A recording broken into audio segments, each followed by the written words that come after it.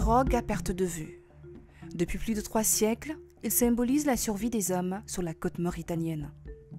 La richesse des eaux suscite les plus grandes convoitises. Le secteur de la pêche demeure l'un des secteurs stratégiques de l'économie nationale à différents points. Les enjeux et les défis de ce secteur se mesurent à l'aune de la richesse et de l'abondance des ressources halieutiques. Ces ressources sont un atout majeur pour le pays et au-delà.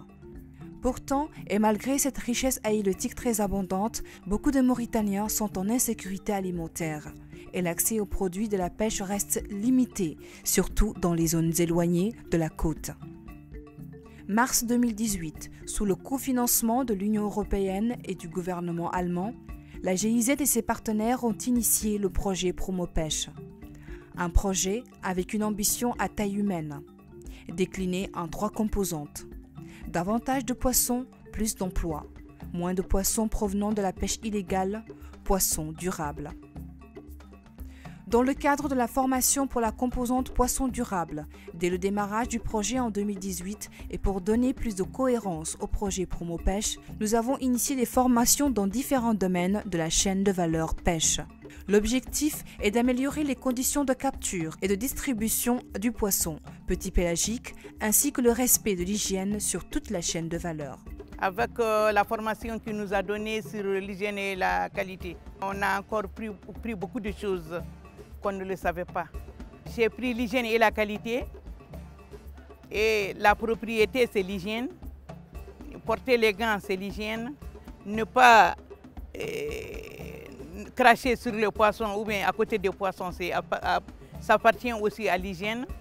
Et mettre les propres glaces sur le poisson, c'est l'hygiène du poisson aussi. La température du poisson, c'est très important pour nous. Nous capitalisons aujourd'hui la formation de 20 formateurs relais entre Nouakchott et Nouadhibou et la formation de 925 acteurs de la chaîne de valeur. Pour y faire face, le projet Promopêche a appuyé son partenaire, le NISPA, à mettre sur place un système de certification de première vente.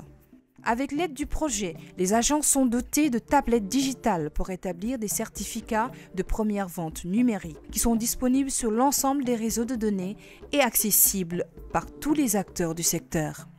En outre, ce certificat permet aux agents de contrôler, de mieux cerner la traçabilité des produits. Avec l'appui du projet du programme Promopêche, nous avons mis en place des bureaux au niveau des sites de débarquement, au niveau du port de Nouakchott, le marché des poissons de Nouakchott, au niveau du port de Tanit, là où nous sommes aujourd'hui, au niveau des Pébert, au niveau de Nouadhibou. Ces 3 bureaux, leur rôle c'est de délivrer des certificats de première vente. À partir du mois de décembre 2019, le certificat de première vente a commencé à être établi par l'ONISPA. Renforcement du cadre institutionnel et réglementaire. Rapport de synthèse sur les bonnes pratiques en matière d'hygiène, normes et de fabrication des produits. 10 ateliers sur les normes d'hygiène et de santé.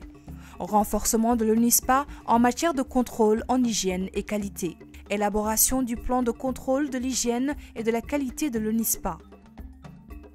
La composante moins de poissons issus de la pêche illégale et non réglementée. Les méthodes d'analyse traditionnelles pour savoir si le poisson et des produits de la mer ont été extraits légalement comprennent différents procédés. Un rôle assuré par l'IMROP, partenaire du projet Promopêche. Doté d'une salle de saisie et d'une équipe de laboratoire de pointe, l'IMROP assure les contrôles en haute mer et le respect des captures, notamment le contrôle au débarquement. Le projet Promopêche, la composante GIZ, vient dans un moment important pour améliorer le suivi, pour essayer d'évaluer ces ressources et connaître leur état d'exploitation. Élaboration d'un plan d'aménagement des petits pélagiques. Mise en place d'un système central d'enregistrement et de suivi des autorisations et des licences de pêche. Formation de 7 inspecteurs de l'IMROP à la collecte et à l'analyse des données de débarquement dans le secteur de la pêche. Depuis son démarrage en mars 2018, le projet a obtenu des résultats très encourageants, dont nous pouvons effectivement noter plus de poissons, plus de travail. Introduction de 4 innovations sur les bateaux de pêche artisanale. Plastification de pirogues en bois avec des matériaux conformes pour le transport et la conservation des produits de la pêche. Équipement des pirogues avec des caisses amovibles. Fourniture de petits sonneurs adaptés à la longueur des pirogues. Fourniture de filets maillons dérivants. Mise en place d'une campagne de communication nationale sur les bienfaits de la consommation de poissons. Le secteur de la pêche et de la transformation des produits de la pêche artisanale joue un grand rôle en Mauritanie. Cas par exemple de la distribution des petits pélagiques sous forme braisée, salée, séchée ou fumée et de façon croissante également en frais, toujours en croissance. C'est aussi le cas des captures de la pêche artisanale qui alimente la transformation et le commerce régional de poissons. L'une des caractéristiques de la filière artisanale des petits pélagiques, c'est la division du travail assez poussée. Vu le faible investissement de départ, cela signifie qu'il y a un grand nombre de personnes impliquées dans cette filière, du pêcheur à la transformatrice, en passant par la revendeuse au détail, pour qui les petits pélagiques sont un gagne-pain important.